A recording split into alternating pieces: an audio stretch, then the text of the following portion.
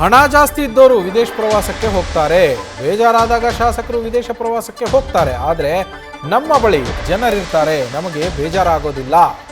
ಶಾಸಕರ foreign tour ಬಗ್ಗೆ ಸಚಿವ ಮಂಕಾಳ ವೈದ್ಯ ಹೇಳಿರುವಂಥದ್ದು ಈ ಮಾತನ್ನ. ನಮಗೆ ಬಣ ಇಲ್ಲ, ಕಾಂಗ್ರೆಸ್ ಒಂದೇ ಬಣ ಅಂತ ಮಂಕಾಳ ವೈದ್ಯ ಇದೇ ಸಂದರ್ಭದಲ್ಲಿ ಹೇಳಿದ್ದಾರೆ.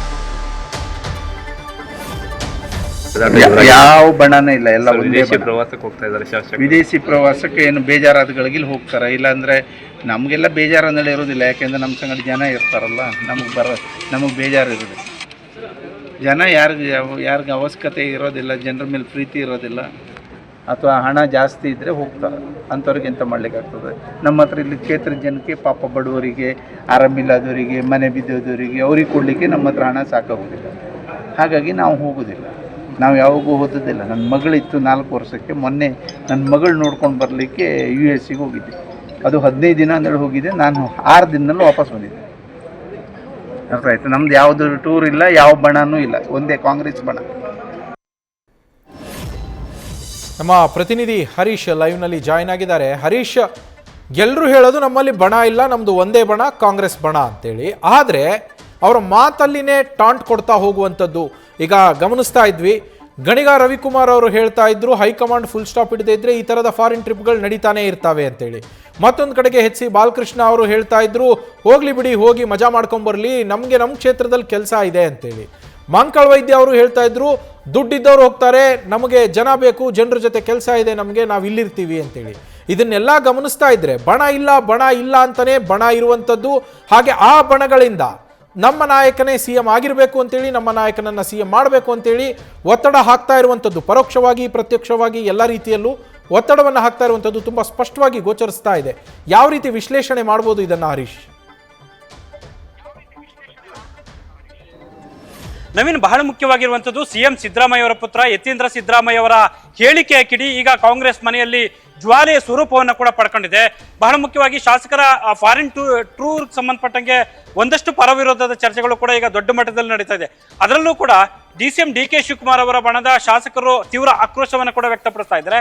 ಅದು ಎಷ್ಟು ಮಟ್ಟಿಗೆ ಸಂಖ್ಯೆ ಇದೆ ಅನ್ನುವಂಥ ಪ್ರಶ್ನೆಯನ್ನು ಕೂಡ ಸಹಜವಾಗಿ ವ್ಯಕ್ತಪಡಿಸ್ತಾ ಇದ್ದಾರೆ. ಒಂದು ಹಂತದಲ್ಲಿ ಬಾಲಕೃಷ್ಣ ಆಗಿರ್ಬೋದು, ರವಿಗಣಗ ಆಗಿರ್ಬೋದು, ಬೇರೆ ಬೇರೆ ಮತ್ತೆ ರಂಗನಾಥ್ ಆಗಿರ್ಬೋದು, ಸೊ ಹಲವು ಶಾಸಕರು ಕೂಡ DCM DK ಶಿವಕುಮಾರ್ ಅವರ ಬಣದಲ್ಲಿ ಗುರುತಿಸ್ಕೊಂಡಿರುವಂತರು ನೇರವಾಗಿ ಫಾರಿನ್ ಟ್ರಿಪ್ ಸಂಬಂಧಪಟ್ಟಂಗೆ ವ್ಯಂಗ್ಯದ ಮಾತು ಜೊತೆಗೆ ಆಕ್ರೋಶವನ್ನು ಕೂಡ ವ್ಯಕ್ತಪಡಿಸ್ತಾ ಇದ್ದಾರೆ. ಒಂದು ಹಂತದಲ್ಲಿ HC ಬಾಲಕೃಷ್ಣ ಅವರು ಹೋಗಿರೋದು ಕೇವಲ 15 ಜನ ಅಷ್ಟೇ ಅಲ್ವಾ, ಅವರು ಮಜಾ ಮಾಡಕ್ ಹೋಗಿದ್ದಾರೆ ಅನ್ನುವಂತ ಅರ್ಥದಲ್ಲಿ ಹೇಳುವಂತ ಒಂದು ಪ್ರಯತ್ನ ಮಾಡಿದ್ದಾರೆ. ಮಗದೊಂದ್ ಕಡೆ ಸೊ ಗಣಿಗ ರವಿ ಅವರು ಸೊ ಹೋಗಿರುವಂತದ್ದು ಎಷ್ಟು ಸಂಖ್ಯೆ ಆದ್ರೂ ಕೂಡ CM ಬದಲಾಯಿಸೋಕೆ ಸಾಧ್ಯ ಇಲ್ಲ, ಸೊ ಹೈಕಮಾಂಡ್ ನಾಯಕರು ಕೂಡಲೇ ಮಧ್ಯಪ್ರವೇಶ ಮಾಡಬೇಕು ಅನ್ನುವಂತ ಮಾತನ್ನು ಹೇಳ್ತಾರೆ. ಮಗದೊಂದ್ ಕಡೆ ಸಚಿವ ಮಂಕಾಳ ವೈದ್ಯ ಅವರು ನಮ್ಮಲ್ಲಿ ಯಾವುದೇ ಗುಂಪು ಇಲ್ಲ, ಕಾಂಗ್ರೆಸ್ ಗುಂಪು ಬಣ ಮಾತ್ರ ಅನ್ನುವಂತ ಮಾತನ್ನು ಹೇಳ್ತಿದ್ದಾರೆ. ಅಂದ್ರೆ ಇದೆಲ್ಲ ನೋಡಿದಂತ ಸಂದರ್ಭದಲ್ಲಿ ಕಾಂಗ್ರೆಸ್ನಲ್ಲಿ ದಿನೇ ದಿನೇ ಕೂಡ ಒಂದು ಸಂದರ್ಭ ಸನ್ನಿವೇಶ ಅನ್ನುವಂಥದ್ದು ಬಿಗಡಾಯಿಸ್ತಿರುವಂಥದ್ದು ಕೂಡ ಸ್ಪಷ್ಟವಾಗಿ ಎದ್ದು ಕಾಣಿಸ್ತಾ ಇದೆ. ನಾಯಕತ್ವ ವಿಚಾರ ಸದ್ಯದ ಮಟ್ಟಿಗೆ ಸೊ ಬಡಗಳಾಗಿ ಸ್ವರೂಪವನ್ನು ಪಡ್ಕೊಂಡಿದೆ. ಅದು ಮುಂದೆ ಯಾವ ಸ್ವರೂಪವನ್ನು ಪಡ್ಕೊಳ್ಳುತ್ತೆ ಅನ್ನುವಂಥದ್ದು ಕೂಡ ಕುತೂಹಲ ಕೆಡೆ ಮಾಡಿಕೊಟ್ಟಿದೆ. ಈಗಾಗಲೇ ಹೈಕಮಾಂಡ್ ನಾಯಕರು ಈ ವಿಚಾರಕ್ಕೆ ಸಂಬಂಧಪಟ್ಟಂಗೆ ಮಧ್ಯಪ್ರವೇಶ ಮಾಡಬೇಕು ಅನ್ನುವಂಥ ಬಿಗಿಪಟ್ಟನ್ನ ಹಲವು ಶಾಸಕರು ನಾಯಕರು ವ್ಯಕ್ತಪಡಿಸ್ತಾ ಇದ್ದಾರೆ. ಆದರೆ ಹೈಕಮಾಂಡ್ ನಾಯಕರು ಸದ್ಯದ ಪರಿಸ್ಥಿತಿಯಲ್ಲಿ ಯಾವುದೇ ರೀತಿಯಲ್ಲಿ ಕೂಡ ಮಧ್ಯಪ್ರವೇಶ ಮಾಡೋದಕ್ಕೆ ಹಿಂದೇಟನ್ನು ಆಗ್ತಿದೆ. ಸದ್ಯ CM ಸಿದ್ದರಾಮಯ್ಯ ಅವರು ಬಜೆಟ್ ಮಂಡನೆಗೆ ಸಿದ್ಧತೆಯನ್ನು ನಡೆಸ್ಕೊಳ್ತಾ ಇದ್ದಾರೆ. ಸೊ ಮುಂದಿನ ತಿಂಗಳು ಅವರು ಕೂಡ 6ನೇ ತಾರೀಕು ಬಜೆಟ್ ಅನ್ನು ಮಂಡಿಸ್ತಿದ್ದಾರೆ. ಇದೆಲ್ಲದರ ನಡುವೆ ಸೊ ಹಲವು ಶಾಸಕರು ಕೂಡ ವಿದೇಶ ಪ್ರವಾಸವನ್ನು ಕೈಗೊಂಡಿದ್ದಾರೆ. ಇದು ಒಂದ್ ರೀತಿಯಲ್ಲಿ ಕೂಡ ಕಾಂಗ್ರೆಸ್ನಲ್ಲಿ, ಅದರಲ್ಲೂ ಕೂಡ DCM DK ಶಿವಕುಮಾರ್ ಅವರ ಬಣಕ್ಕೆ ಚೆಕ್ ಪೇಟ್ ಕೊಟ್ಟಿದ್ಯಾ ಅನ್ನುವಂಥ ಚರ್ಚೆಗಳು ಕೂಡ ಈಗ ಶುರುವಾಗಿದೆ. ಸ್ವತಃ DCM DK ಶಿವಕುಮಾರ್ ಅವರು ನಿನ್ನೆ ಇದು ಸ್ಪಾನ್ಸರ್ ಅನ್ನುವಂಥ ಹೇಳಿಕೆಯನ್ನು ಕೊಡುವ ಮೂಲಕ ಸೊ ಕಾಂಗ್ರೆಸ್ನಲ್ಲಿ ಕೂಡ ಸಂಚಲನವನ್ನು ಕೂಡ ಸೃಷ್ಟಿಸುವಂತ ಹೇಳಿಕೆಯನ್ನು ಕೊಟ್ಟಿದ್ದಾರೆ. ಅಂದ್ರೆ ಯಾರು ಸ್ಪಾನ್ಸರ್ ಮಾಡಿದಾರೋ ಗೊತ್ತಿಲ್ಲ ಅನ್ನುವಂಥ ಮಾತನ್ನು ಹೇಳಿದ್ದಾರೆ. ಯಾರು ಕಳಿಸ್ತಿದಾರೋ, ಯಾರು ಹೋಗ್ತಿದಾರೋ ಅವ್ರಿಗುಂಟು, ಅವ್ರಿಗೆ ಗೊತ್ತಿದೆ ಅನ್ನುವಂಥ ಮಾತನ್ನ ಹೇಳುವ ಮೂಲಕ ಕಾಂಗ್ರೆಸ್ನಲ್ಲಿ ಎಲ್ಲವೂ ಸರಿ ಇಲ್ಲ ಅನ್ನುವಂಥವನ್ನು ಕೂಡ ಸ್ಪಷ್ಟವಾಗಿ ವ್ಯಕ್ತಪಡಿಸಿದ್ದಾರೆ. ಹಾಗಾಗಿ DCM DK ಶಿವಕುಮಾರ್ ಒಂದ್ ಕಡೆ ತೀವ್ರ ಅಸಮಾಧಾನವನ್ನು ಹೊಂದಿದ್ರೆ, ಮಗದೊಂದ್ ಕಡೆ CM ಸಿದ್ದರಾಮಯ್ಯರು ಬಜೆಟ್ ಸಿದ್ಧತೆಯಲ್ಲಿ ಕೂಡ ಈಗ ತಲ್ಲೀನರಾಗಿದ್ದಾರೆ. ಇದೆಲ್ಲದರ ನಡುವೆ ಶಾಸಕರು ಫಾರಿನ್ ಟ್ರಿಪ್ ಅನ್ನುವಂಥ ವಿಚಾರ ಕಾಂಗ್ರೆಸ್ನಲ್ಲಿ ಅಲ್ಲೋಲ ಕಲ್ಲೋಲದ ಬಿರುಗಾಳಿಯನ್ನು ಕೂಡ ಎಬ್ಬಿಸಿದೆ. ನವೀನ್, ಹರೀಶ್, ಇಲ್ಲಿ ಗಮನಿಸಬೇಕಾಗಿರೋ ಇನ್ನೊಂದು ವಿಚಾರ ಏನು ಅಂದರೆ, ಸಿದ್ದರಾಮಯ್ಯ ಆಗಿರ್ಬೋದು, DK ಶಿವಕುಮಾರ್ ಆಗಿರ್ಬೋದು, ಕೆಲವು ಹಿರಿಯ ನಾಯಕರು ಇಲ್ಲಿವರೆಗೂ ಹೇಳ್ತಾ ಬಂದಿರೋದು, ಈಗಲೂ ಹೇಳ್ತಾ ಇರೋದು, ಹೈಕಮಾಂಡ್ ಏನು ತೀರ್ಮಾನ ಮಾಡುತ್ತೋ ಅದು ಅಂತಿಮ ಅಂತೇಳಿ.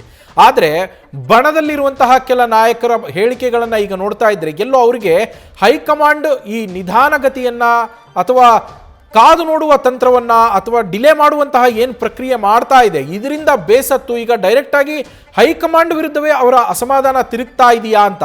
ಯಾಕಂದ್ರೆ ನಾವು ಗಣಿಗ ರವಿಕುಮಾರ್ ಅವರ ಹೇಳಿಕೆಯನ್ನ ಗಮನಿಸಿದ್ವಿ, ಹಾಗೆ ಕುಣಿಗಲ್ ರಂಗನಾಥ್ ಅವರು ಹೇಳಿಕೆ ಕೊಟ್ಟಿರುವಂಥದ್ದು ಇರ್ಬೋದು. ಇವನ್ನೆಲ್ಲ ಗಮನಿಸ್ತಾ ಇದ್ರೆ ಹೈಕಮಾಂಡ್ ಮೇಲೆ ಎಲ್ಲೋ ಇವಾಗ ಅಸಮಾಧಾನ, ಹೈಕಮಾಂಡ್ ನಡೆಯ ಬಗ್ಗೆ ಬೇಸರ ಹೆಚ್ಚಾಗ್ತಾ ಇದೆಯಾ ಇವ್ರಿಗೆ ಅಂತ. ಖಂಡಿತವಾಗಿ ನವೀನ್, ಯಾಕಂತಂದ್ರೆ ಇತ್ತೀಚಿನ ಕಾಂಗ್ರೆಸ್ನಲ್ಲಿನ ಬೆಳವಣಿಗೆಗಳನ್ನ ನೋಡೋದಾದ್ರೆ ಕಾಂಗ್ರೆಸ್ ಮತ್ತೆ ಸರ್ಕಾರಕ್ಕೆ ದೊಡ್ಡ ಮಟ್ಟದಲ್ಲಿ ಡ್ಯಾಮೇಜ್ ಆಗಿದೆ. ಅದನ್ನು ಮತ್ತೆ ಸರಿಪಡಿಸಿಕೊಳ್ಳೋದು ಕಷ್ಟ ಸಾಧ್ಯ ಅನ್ನುವಂಥ ಸನ್ನಿವೇಶ ಕೂಡ ಈಗ ಸೃಷ್ಟಿಯಾಗಿದೆ. ಹಾಗಾಗಿ ಹಲವು ನಾಯಕರು ಕೂಡ ಹೈಕಮಾಂಡ್ ಮಧ್ಯಪ್ರವೇಶ ಮಾಡಬೇಕು, ಕೂಡಲೇ ಇದನ್ನ ಬಗೆಹರಿಸಬೇಕು ಅನ್ನುವಂಥ ಒಂದು ಒತ್ತಾಯದ ಮಾತುಗಳು ಕೂಡ ವ್ಯಕ್ತ ಆಗ್ತಿದೆ. ಹಲವರು ಹೇಳ್ತಾ ಇರುವಂಥದ್ದು, ಸಿಎಂ ಸಿದ್ದರಾಮಯ್ಯನ ಮುಂದುವರಿಸೋದಾದ್ರೆ ಅವನ್ನೇ ಮುಂದುವರಿಸಿ, ನಮ್ಮ ಒಂದು ರೀತಿ ಯಾವುದೇ ರೀತಿ ಆಕ್ಷೇಪ ಇಲ್ಲ. ಆದ್ರೆ ಮುಂದುವರಿಸೋದಿಲ್ಲ ಅನ್ನೋದಾದ್ರೆ ಬದಲಾವಣೆಗೆ ಸಂಬಂಧಪಟ್ಟಂಗಾದ್ರೂ ಒಂದು ಸ್ಪಷ್ಟ ನಿರ್ಧಾರವನ್ನು ಕೈಗೊಳ್ಳಬೇಕು ಅನ್ನುವಂಥ ಆಗ್ರಹವನ್ನು ಕೂಡ ಕಾಂಗ್ರೆಸ್ನ ಹಲವರು ವ್ಯಕ್ತಪಡಿಸ್ತಾ ಇದ್ದಾರೆ. ಸ್ವತಃ ಸತೀಶ್ ಜಾರಕಿಹೊಳಿ ಆಗಿರ್ಬೋದು, ಮತ್ತೆ ಡಾಕ್ಟರ್ ಜಿ ಪರಮೇಶ್ವರ್ ಆಗಿರ್ಬೋದು, ಹಲವು ನಾಯಕರು ಕೂಡ ಹೈಕಮಾಂಡ್ ನಾಯಕರು ಈ ವಿಚಾರವಾಗಿ ಸ್ಪಷ್ಟ ನಿಲುವನ್ನು ವ್ಯಕ್ತಪಡಿಸಬೇಕು ಅನ್ನುವಂತಹ ಆಗ್ರಹವನ್ನು ಕೂಡ ಈ ಹಿಂದೆ ಹಲವು ಸಂದರ್ಭಗಳಲ್ಲಿ ವ್ಯಕ್ತಪಡಿಸಿದ್ದಾರೆ. ಇದೀಗ ಕೂಡ ಹೈಕಮಾಂಡ್ ನಾಯಕರು ಈ ಒಂದು ಸನ್ನಿವೇಶದಲ್ಲಿ ಯಾವುದೇ ರೀತಿಯ ತೀರ್ಮಾನ ಕೈಗೊಳ್ತಿಲ್ಲ ಅನ್ನುವಂಥ ಅಸಮಾಧಾನದ ಮಾತುಗಳು ಕೂಡ ವ್ಯಕ್ತ ಆಗ್ತಿದೆ. ಆದ್ರೆ ಹೈಕಮಾಂಡ್ ಸದ್ಯದ ಮಟ್ಟಿಗೆ ಬೇರೆ ಬೇರೆ ರಾಜ್ಯಗಳ ಚುನಾವಣೆಗಳಲ್ಲಿ ಕೂಡ ಬ್ಯುಸಿ ಆಗಿದೆ. ಹಾಗಾಗಿ ಆ ಒಂದು ನಿಟ್ಟಿನಲ್ಲಿ ಕೂಡ ತಲ್ಲೀನರಾಗಿರುವಂತ ಕಾರಣಕ್ಕಾಗಿ ಸದ್ಯದ ಮಟ್ಟಿಗೆ ಬಜೆಟ್ ಅನ್ನು ಮಂಡಿಸೋದಕ್ಕೆ ಸಿಎಂ ಸಿದ್ದರಾಮಯ್ಯರು ಎಲ್ಲ ರೀತಿಯಲ್ಲಿ ಸಿದ್ಧತೆಯನ್ನು ಮಾಡ್ಕೊಂಡಿದ್ದಾರೆ. ಸದ್ಯದ ಪರಿಸ್ಥಿತಿಯಲ್ಲಿ ಯಾವುದೇ ಬದಲಾವಣೆ ಇಲ್ಲ ಅನ್ನುವಂತ ಸಂದೇಶವನ್ನ ಕೂಡ ಡಿಸಿಎಂ ಡಿ.ಕೆ. ಶಿವಕುಮಾರ್ ಅವರಿಗೆ ರವಾನೆ ಮಾಡಿದ್ದಾರೆ ರಾಹುಲ್ ಗಾಂಧಿ ಅನ್ನುವಂಥ ಮಾಹಿತಿ ಲಭ್ಯ ಆಗ್ತಿದೆ. ಹಾಗಾಗಿ ಸದ್ಯದ ಪರಿಸ್ಥಿತಿಯಲ್ಲಿ ಯಾವುದೇ ಬದಲಾವಣೆ ಇಲ್ಲ ಅಂತಂದ್ರೂ ಕೂಡ ಶಾಸಕರ ಬಣಗಳ ರೂಪಗಳಾಗಿ ಈಗ ಫಾರಿನ್ ಟ್ರಿಪ್ ಅನ್ನು ಕೂಡ ಕೈಗೊಳ್ತಾ ಇರುವಂತದ್ದು ವ್ಯತಿರಿಕ್ತ ಪರಿಣಾಮ ಬೀರ್ತಿದೆ ಅನ್ನುವಂತ ಚರ್ಚೆಗಳು ಶುರುವಾಗಿದೆ. ಹಾಗಾಗಿ ಮುಂಬರುವ ದಿನಗಳಲ್ಲಿ ಇದು ಯಾವ ಸ್ವರೂಪವನ್ನು ಕೂಡ ಪಡ್ಕೊಳ್ಬಹುದು ಅನ್ನುವಂತ ಆತಂಕಗಳು ಕೂಡ ಸಹ ವ್ಯಕ್ತ ಆಗ್ತಿದೆ. ಇದೇ ಮಾತನ್ನೇ ಕೂಡ ರವಿ ಗಾಣಿಗ ಅವರು ವ್ಯಕ್ತಪಡಿಸಿದ್ದಾರೆ. ಕೂಡಲೇ ಹೈಕಮಾಂಡ್ ಮಧ್ಯಪ್ರವೇಶ ಮಾಡಬೇಕು, ಇಲ್ಲದಿದ್ರೆ ದಿನಕ್ಕೊಬ್ಬರು ಫಾರಿನ್ ಟ್ರಿಪ್ ಅನ್ನು ಕೈಗೊಳ್ತಾರೆ, ಒಂದು ರೆಸಾರ್ಟ್ಗಳಿಗೆ ಹೋಗ್ತಾರೆ, ಇದು ಬೇರೆ ಬೇರೆ ಸ್ವರೂಪವನ್ನು ಪಡ್ಕೊಳ್ಳುತ್ತೆ ಅನ್ನುವಂತ ಮಾತನ್ನು ಹೇಳ್ತಿದ್ದಾರೆ. ಅದೇ ರೀತಿ ಬೇರೆ ಬೇರೆ ಶಾಸಕರು ನಾಯಕರು ಕೂಡ ವ್ಯಕ್ತಪಡಿಸ್ತಾ ಇದ್ದಾರೆ. ಆದ್ರೆ ಸದ್ಯದ ಮಟ್ಟಿಗೆ ಯಾವುದೇ ರೀತಿಯ ಬದಲಾವಣೆ ಇಲ್ಲ ಅನ್ನುವಂತ ಸಂದೇಶ ಸೂಚನೆಯನ್ನ ಈಗಾಗಲೇ ಹೈಕಮಾಂಡ್ ನಾಯಕರು ರವಾನೆ ಮಾಡಿದ್ದಾರೆ.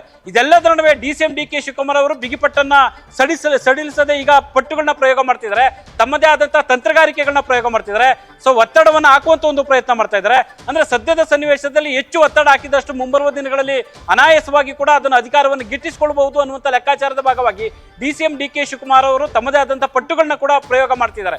ಹಾಗಾಗಿ ಈ ನಾಯಕತ್ವ ಹಗ್ಗ ಜಗ್ಗಾಟ ಸದ್ಯದ ಮಟ್ಟಿಗೆ ಬಗೆಹರಿಸುವಂತ ಲಕ್ಷಣಗಳು ಕಾಣಿಸ್ತಾ ಇಲ್ಲ. ಆದ್ರೆ ಹಾಗಂತ ಡಿಸಿಎಂ ಡಿ.ಕೆ. ಶಿವಕುಮಾರ್ ಬಣ ಕೂಡ ಇಲ್ಲಿಗೆ ಸುಮ್ಮನೆ ನಿಲ್ಲಿಸುವಂತ ಲಕ್ಷಣಗಳು ಕಾಣಿಸ್ತಾ ಇಲ್ಲ. ಇತ್ತ ಸಿಎಂ ಸಿದ್ದರಾಮಯ್ಯ ಅವರ ಬಣ ಕೂಡ ಚೆಕ್ಮೇಟ್ ಕೊಡುವಂತ ಲೆಕ್ಕಾಚಾರದಲ್ಲಿ ಈಗ ಒಂದೊಂದೇ ಅಸ್ತ್ರಗಳನ್ನ ಪ್ರಯೋಗ ಮಾಡ್ತಿರುವಂತದ್ದು.